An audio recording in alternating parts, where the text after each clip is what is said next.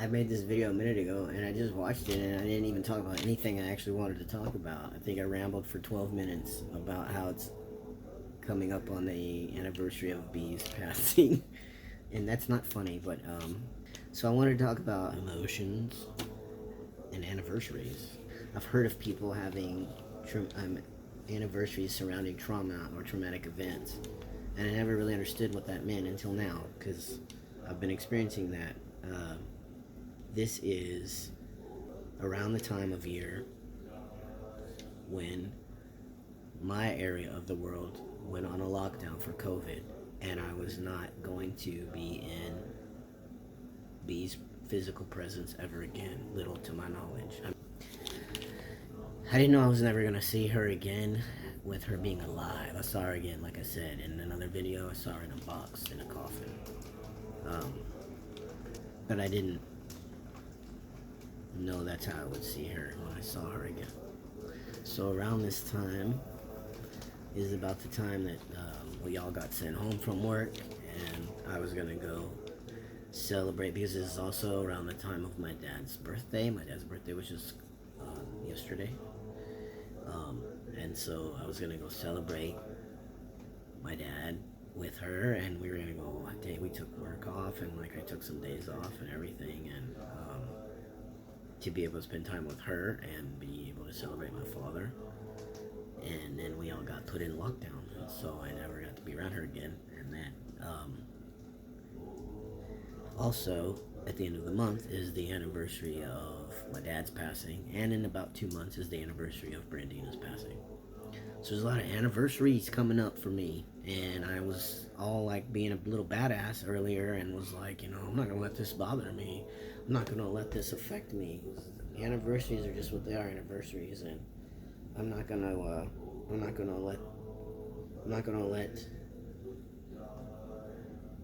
my emotions get the better of me. Well, guess what? They kind of did. So, I'm just curious, like, I'm having to remind myself of a few things as I'm developing myself emotionally, because I used to be very emotionally unavailable, and I used to be very emotionally immature, and I probably am on some levels, and I'm really working hard to find ways to not be interacting that way with people. And sometimes, I don't know if anybody's ever noticed this, but sometimes we get shown through others how we've been acting towards others. It's kind of a rude wake-up call. So I have had a couple of those in the last couple of days. But thank you, universe, because now I know it's not attractive in any way. It's not attractive at all. And I also have to remind myself that when people interact with me that way, I have to remember it's really nothing about me. It's more about them and their traumas, and that they are operating on some level from a place of fear.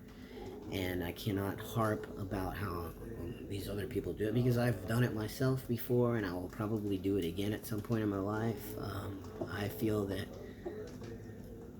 in order for us to become better as people, we have to experience something that contributes to growth. And sometimes I feel that sometimes that experience also has what we would consider to be unpleasant emotions or painful emotions. So I forget that everybody has emotions. I have emotions. I don't really like having emotions. I thought also, when I started taking this stuff right here, I thought that one of the things that I would get, like, I don't think y'all can see it, it's called testosterone. I thought when I started taking this that I would have better control over my emotions. Anybody that says they don't have emotions is a liar, or a psychopath, or sociopath. I don't know which is which. But you know what I'm talking about. Those people that never fully form any kind of cognitive emotional state up here. Because what I've read and been seeing in all these things that I've been looking up about emotions and how we process emotions, is that we learn emotions through watching other people, how they respond to certain interactions with people or things or places. And they literally, the looks upon their faces is what cues us off to learn about different emotional states or the emotional capacity we have in ourselves. So, I have to always tell myself, other people's emotional state is not my responsibility. Other people's emotional stability is not my responsibility.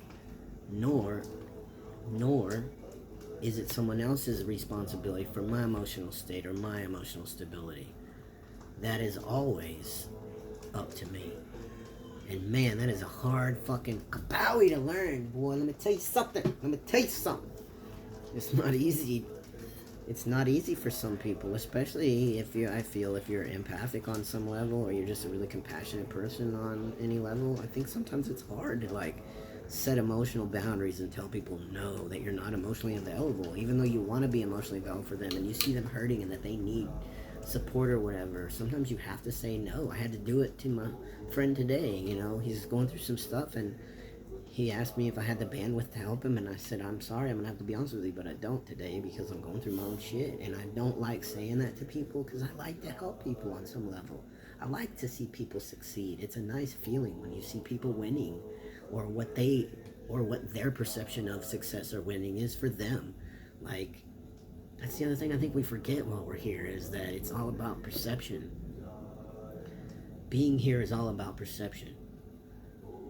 Like, we're shown good and bad, and you can't have one without the other. How the fuck would you know what it's like to be in the dark if you didn't know what it's like to be sitting in a room with a light on? You wouldn't even know what darkness was if you didn't know what a light bulb did when it produces light, or the sunshine producing light. Like, we wouldn't know any of these contrasting things to be able to use using the contrast to make decisions. I've been listening to a lot of Abraham Hicks in the last 5 years, and I have to agree with a lot of things that they say. Some of them I'm like, I don't know, but a lot of them I'm like, I agree with you. But yeah, so just remember, everybody, like, do not feel like you are obligated. Do not ever feel, and try not to put yourself in a position where you feel that you are responsible for someone else's happiness or emotional state of being, because you're not. You can help contribute, and when I say contribute, it could be in a bad way or a good way. It depends on your emotional state of being and your emotional or vibrational standpoint. I firmly believe that every freaking thing on this planet has a vibrational standpoint of being, even if it's what you would consider an inanimate object. The fucking cool thing about this place we call Earth is this is the one place that we know of as beings of human beings. This is the one place we know of where you can literally take a thought and turn it into something that's tactile and tangible and maybe useful for other people on some level. Like this water bottle. This was somebody's thought and idea before it became a physical, tangible object that I will now drink out of.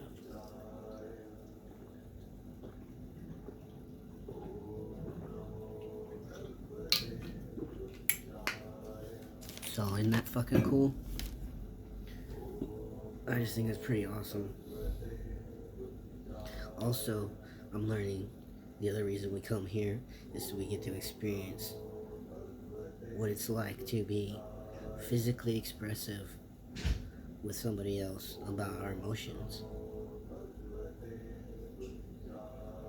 I mean, honestly. It's raining and stuff. Look at my hair. Oof.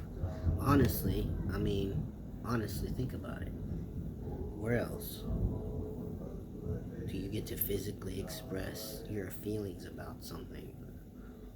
People I think forget that emotions are also tactile in the way that you can express your emotions, whether it be through something such as like playing the guitar, singing a song, drawing, painting, yelling, writing, journaling, making love, getting in a physical altercation with people. I've heard people say the expression like, "That's so cute, I want to punch a baby." I mean, I don't know where the hell that came from, but I've heard it. But anyways, yeah, so emotions are a fucking thing for sure. I'm still trying to wrap my head around that and how I feel comfortable expressing those. as a man and as a trans man in a world that I'm finding out has got a lot of toxic masculinity in it. Um, because I grew up in the era where that was what was shown to me, that the way men acted towards other people, even other men, is toxic as hell on a certain level, like basically every level. It's just toxic. Men are not allowed to show an emotional state. Men aren't allowed to cry. Men aren't allowed to express themselves. It's so weird to me, and I feel for any man that has been brought up in this kind of environment, this kind of like really rigid structural environment from your emotional output. Like, that's gotta suck. I'd like to think that things are changing and men are feeling safe and are finding ways to express themselves in a healthy manner rather than getting frustrated and doing the things that they've been doing to other people. That would be nice to experience. I think everyone might agree on that. Okay, so and then the anniversary thing, yeah, this whole like the end of this month and then it wrapping up into B's passing coming up in a couple months.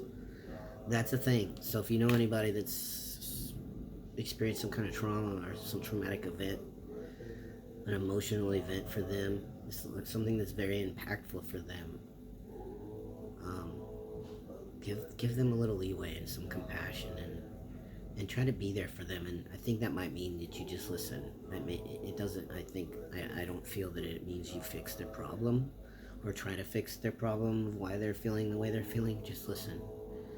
That sometimes in itself helps alleviate the problem. All right, I gotta go take this stuff. It's my time of the week to go put this in here and then shoot it into my butt or my leg. That's where I put it. Either put it into my butt cheek or my thigh. That's where I have to do that. Yep. Okay. I hope this video was helpful to anyone that watched it all the way through. If you did, thank you very much. I appreciate you doing so. Please give it a like. And if you like what I'm doing here, which is just talking about my experience as a man and basically as a trans man, as a trans man, my experience here as a trans man, trying to figure out how I'm supposed to act as a man and really finding out that it's just me. Yeah, so peace out, everybody.